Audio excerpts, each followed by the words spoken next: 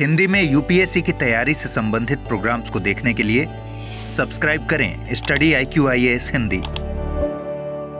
Hello and very good morning to all of you. मैं कुणाल आप सभी का स्टडी IQIAS हिंदी पे स्वागत करता हूं और आज हम लोग बात करने वाले हैं एक बहुत ही इंपॉर्टेंट अधिकार की जिसकी मांग लगातार बढ़ती जा रही है।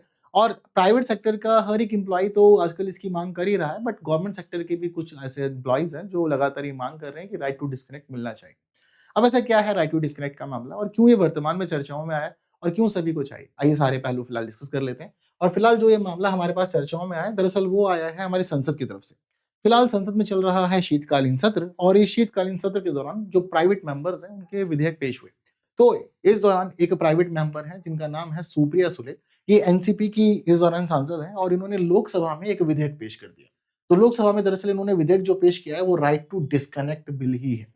तो अब इन्होंने ये यहाँ पर ये स्थिति बताई है कि हमारे देश के लिए क्यों राइट टू डिस्कनेक्ट पे कानून होना चाहिए, क्यों सरकार को इस पहलू पर सोचना चाहिए, क्यों ये जनता के लिए एक जरूरी चीज है। तो हमारे लिए भी जरूर समझना होगा क्योंकि राइट टू डिस्कनेक्ट अभी आज कोई नया नया चर्चा में नहीं आया है और दरअसल राइट टू डिस्कनेक्ट की मांग बहुत लंबे समय से चल रही है, खास तौर पे कोविड के बाद से। तो इसी वजह से राइट टू डिस्कनेक्ट क्या होता है, क्यों हमें चाहिए और क्यों ये हम सभी लोगों के जीवन से जरूरी जुड़ा ही हुआ है, ये क्या है पहलू यहाँ पे। तो इसके लिए समझने होंगे हमें दरअसल इस बिल के अंदर शामिल किए गए इंपॉर्टेंट चीजें। तो देखिए वैसे राइट टू डिस्कनेक्ट क्या है पहले आप लोग ये समझ लीजिए। तो देखिए राइट टू डिस्कनेक्ट वैसे तो आपको समझ में आ रहा होगा कि डिस्कनेक्ट कर रहे हैं हम किसी ना किसी चीज से, बट डिस्कनेक्ट क्या करना है।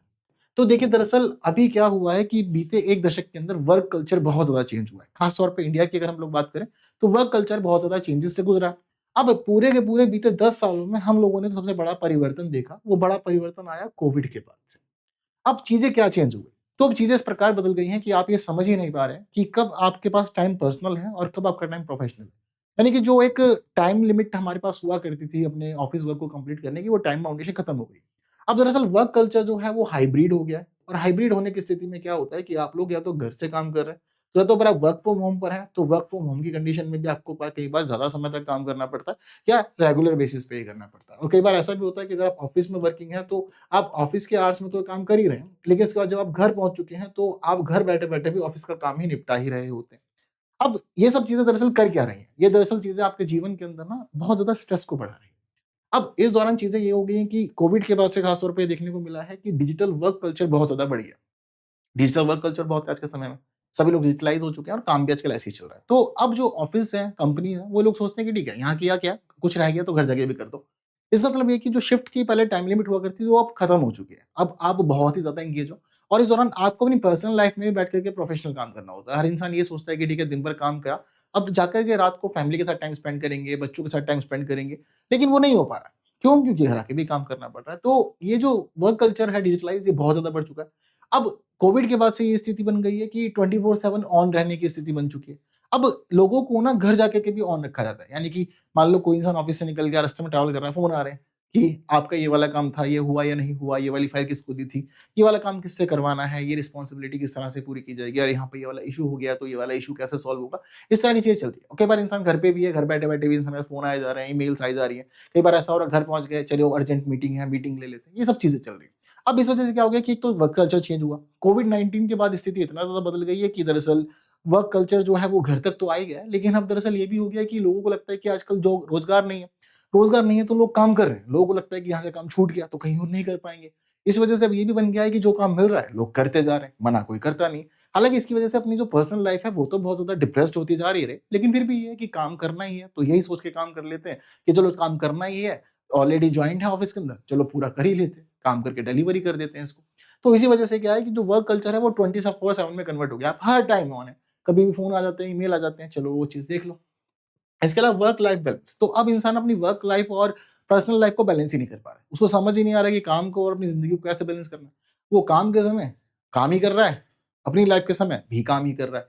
तो ये स्ट्रेस वाला मामला है और इसकी वजह से इंसानों का जो मानसिक स्वास्थ्य है वो बहुत ही ज़्यादा पीड़ित हो चुका है और बीते 1 दशक में और खासतौर पे कोविड के बाद ये देखा जा रहा है कि लोगों में मानसिक समस्याएँ बहुत ही ज़्यादा हो गई हैं और आजकल वो इस समस्या से बहुत ज़्यादा परेशान हैं। ठीक है?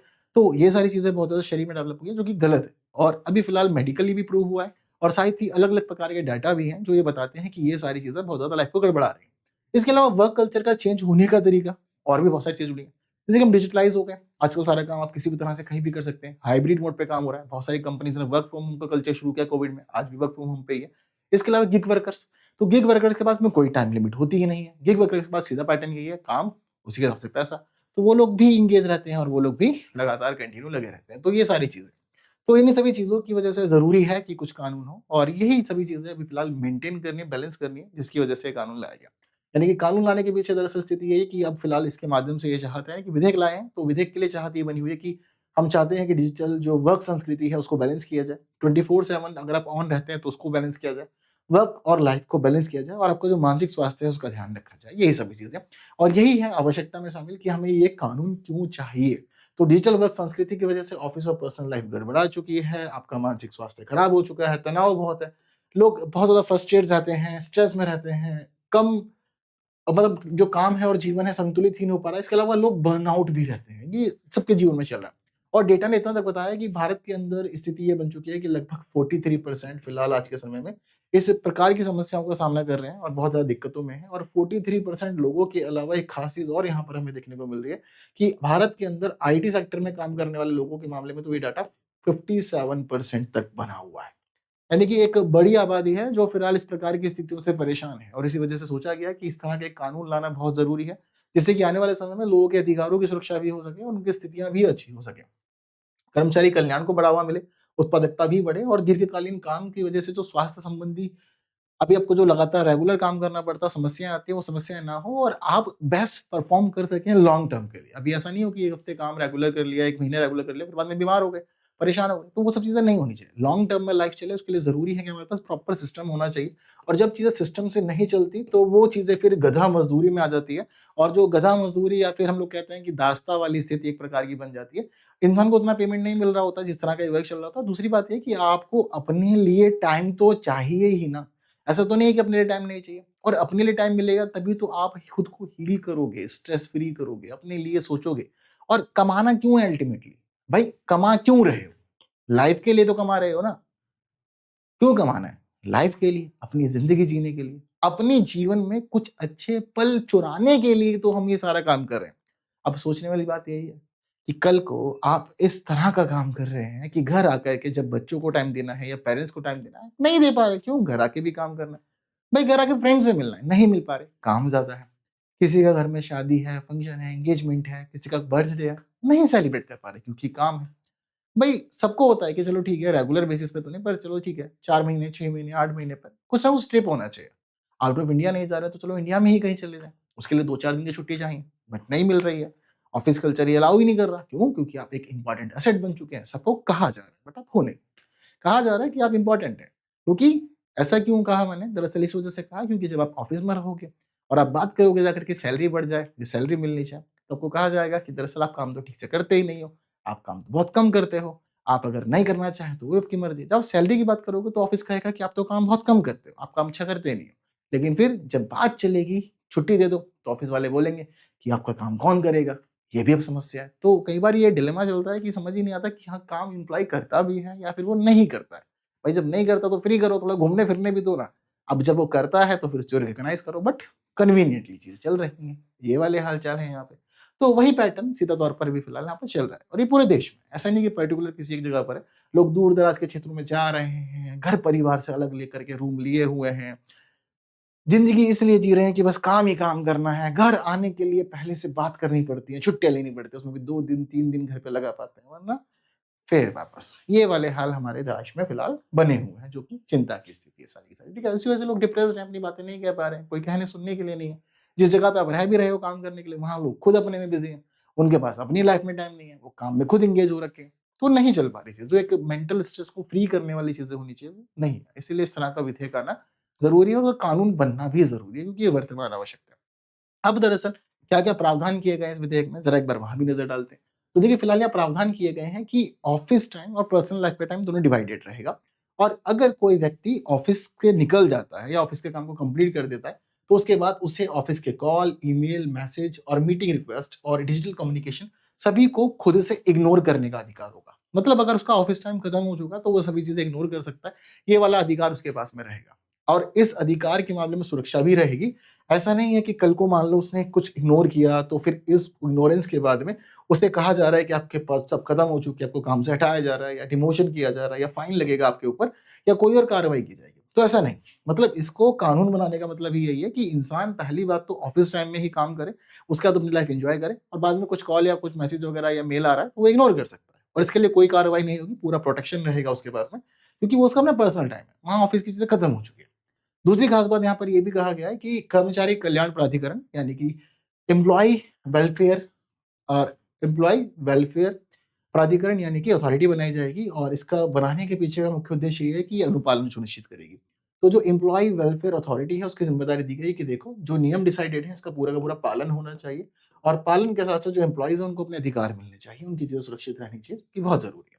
इसके अलावा 10 या उससे अधिक कर्मचारी वाली कंपनी के लिए सीधे तौर पर कह दिया गया कि आप ऑफिस के घंटे और गैर ऑफिस घंटों को स्पष्ट करोगे कि क्या हमारे ऑफिस के घंटे हैं और क्या हमारे ऑफिस के घंटे नहीं है, जिससे कि एम्प्लॉय को ये पहले ही समझ में आ जाए कि इसको कितना टाइम डिलीवर करना है, कितना काम उसको देना है, किस तरह से देना है, वो अपनी चीज़ों को फ्रेम कर सके। और जो उसके काम के घंटे नहीं है, वो भी समझ सके कि मेरा ये काम का घंटा नहीं है, तो मैं इसमें अपनी पर्सनल लाइफ या बाकी अपनी चीज़ें करूँगा। वहीं साथ-साथ ये भी कहा गया है कि आउट ऑफ आवर अगर कोई एम्प्लॉयी से काम करवाना आप चाहते हैं या फिर आउट ऑफ आवर उससे आप संपर्क करना चाहते हैं, तो आउट ऑफ आवर काम और आउट ऑफ आवर संपर्क, इन दोनों स्थिति के लिए कहा गया है कि आपको शर्तें पहले से ही डिसाइड करनी होगी। यानी कि सभी चीज़ें प्री डिसाइडेड रहेंगी। ऐसा नहीं है कि अचानक सरप्राइज़ली काम कर रहे हैं और शुरुआत में क्या होता है कि जब शुरुआत में बातचीत करते हैं, किसी को जॉइन कराना होता है, तब उस समय शर्त अलग रहती है। जब एम्प्लॉयी जॉइन कर लेता है, तो शर्तें बदल जाती हैं कंपनी की, ये वाले हाल भी कंपनियों में होते हैं। तो इसीलिए यहाँ पर इन्होंने क्लियरली कहा है कि देखो अगर आप आउट ऑफ आवर किसी से काम करवाओगे या संपर्क करोगे, तो पहले से डिसाइड कर लो शर्तें क्या रहेंगी उस दौरान, कितनी बार कर सकते हो या कैसे कर सकते हो और हो रहा है तो क्या पेमेंट आउट रहेगा उसके लिए, क्या पे आउट किया जाए, वो सारी चीज़ें होनी चाहिए। तो ये पूरा का पूरा फ्रेम डिसाइड करने के लिए बोला गया। तो ये सारे इंपॉर्टेंट इसमें प्रावधान किए गए हैं। अगर ये बिल कानून बनता है तो उस दौरान ये सभी चीज़ें पॉसिबल हो पाएँगी। ठीक है, बात क्लियर है। हालाँकि इस दौरान देखो चुनौतियाँ भी मानी जा रही है कि इसको पूरी तरह से लागू करने में कुछ चुनौतियाँ आएँगी, पर चुनौतियों के लिए ज़रूरी है कि समाधान पर काम किया जाए और कुछ अच्छा और पॉजिटिव सोचा जाए इस दौरान। ठीक है, अब देखो क्या-क्या चीज़ें हमें देखने को मिल रही है। तो देखो चुनौतियों में पहला तो है फ्लेक्सिबल वर्क आवर्स। ठीक है, तो अब फ्लेक्सिबल वर्क आवर्स का मतलब ये है कि दरअसल जिन लोगों के फ्लेक्सिबल वर्क आवर्स हैं, वहाँ पर चीज़ें क्या बटी हुई हैं। तो वहाँ पर ये बता पाना कि क्या आपका वर्क टाइम रहेगा, क्या नहीं रहेगा, वो दिक्कत वाली बात है। इसके अलावा शिफ्ट वर्क, तो अब दरअसल जहाँ पे शिफ्ट वर्क है, वहाँ पर कैसे चीज़ों को डिवाइड किया जाए या कैसे मैनेज हो। इसके अलावा जो डिजी वर्कर्स हैं, उन वर्क कल्चर बना आजकल, तो डिजी वर्क कल्चर में क्या होता है कि काम भी चल रहा है और साथ-साथ पर्सनल चीज़ें भी चल रही हैं। तो ये डिजिटल वर्क कल्चर के बीच में चीज़ों को डिफाइन करना मुश्किल है। तो कब काम खत्म हुआ नहीं पता लगता। तो फ्लेक्सिबल वर्क आवर्स के अंदर, शिफ्ट वर्क में, डिजिटल वर्क कल्चर के अंदर नहीं पता होता कि कब काम खत्म हुआ या होगा। तो जब ये चीज़ें नहीं पता चल पाती तो इनको परिभाषित कर पाना मुश्किल है, इसी वजह से यहाँ पर चीज़ें अटकी रहती हैं। इसके अलावा समय क्षेत्र का अंतराल, कई बार क्या होता है जो एमएनसी हैं, बड़ी-बड़ी कंपनियाँ हैं, अब दरअसल मालिक यानी कि जो उसकी पैरेंट कंपनी है वो कहीं और है, जो मेन कंपनी है ना? हेडक्वार्टर कहीं और है। बाकी उन्होंने अलग-अलग जगह पे अपने और ऑफिसेज़ बना रखे हैं, तो इसकी वजह से टाइम का डिफरेंस हो जाता है।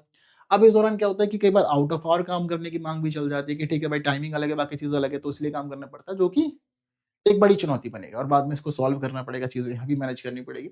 इसके अलावा कर्मी और नियोक्ता हितों में संतुलन। तो नियोक्ता के लिए देखो चाहिए कि उसको समय पर डिलीवरी हो और कर्मचारियों को चाहिए कि उसको व्यक्तिगत लाभ मिले। तो कई बार क्या होता है कि जो एम्प्लॉयी को अपनी व्यक्तिगत लाइफ चाहिए होती है और जो नियोक्ता को काम चाहिए होता है, वो बैलेंस नहीं हो पाता कई बार।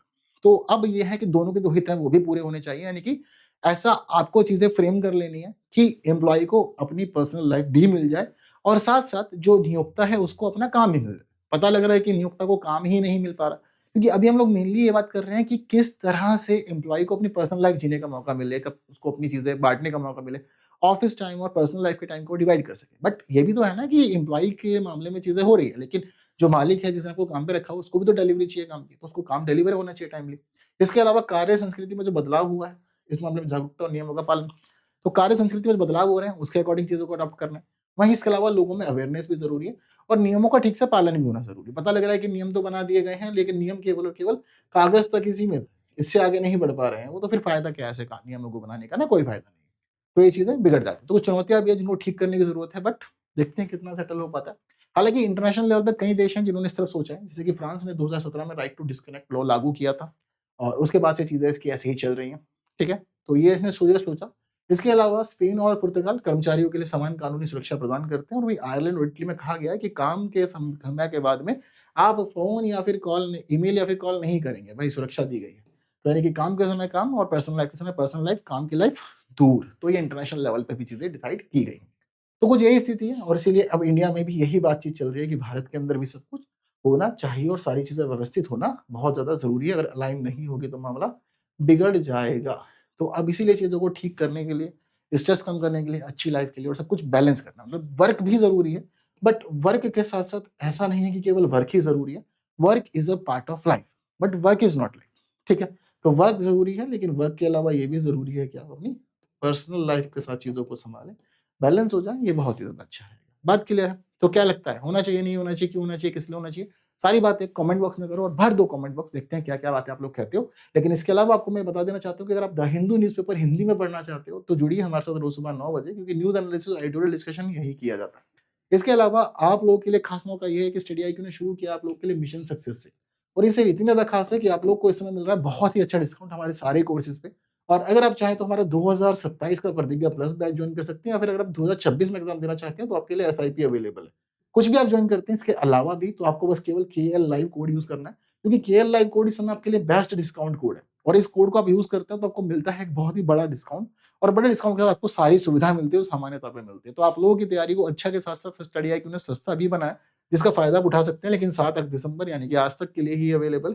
तो ज्वाइन कीजिए और चीजों को मैनेज कर लीजिए, अच्छा बना लीजिए अपने लिए। बाकी आप जुड़ सकते हैं मेरे साथ टेलीग्राम, इंस्टाग्राम, फेसबुक, एक्स, सारे प्लेटफॉर्म पे। और साथ ही इसके अलावा QR कोड स्कैन कर सकते हैं PDF और मेरे बाकी यूट्यूब सेशंस के डिस्कशन के लिए, सर्च भी कर सकते हैं इसको मेरे नाम से। सो बस इस वीडियो में फिलहाल इतना ही, और इस वीडियो को बाकी लोगों तक पहुंचाइए ताकि सभी लोग स्थिति को जान समझ सकें, और देश में होनी चाहिए राइट टू डिस्कनेक्ट की मांग, जो कि जरूरी भी है। तो आज के लिए बस इतना ही, बाकी इसको शेयर कीजिए बाकी लोगों तक जितना भी आप कर सकते हैं। लाइक के बिना नहीं जाना, कमेंट में अपने व्यूज जरूर देने, और बाकी ऐसे इन्फॉर्मेटिव वीडियोस को देखने के लिए जुड़े रहना स्टडी IQ IAS के साथ। Thank you so much. जय हिंद। हिंदी में UPSC की तैयारी से संबंधित प्रोग्राम्स को देखने के लिए सब्सक्राइब करें स्टडी IQ IAS हिंदी।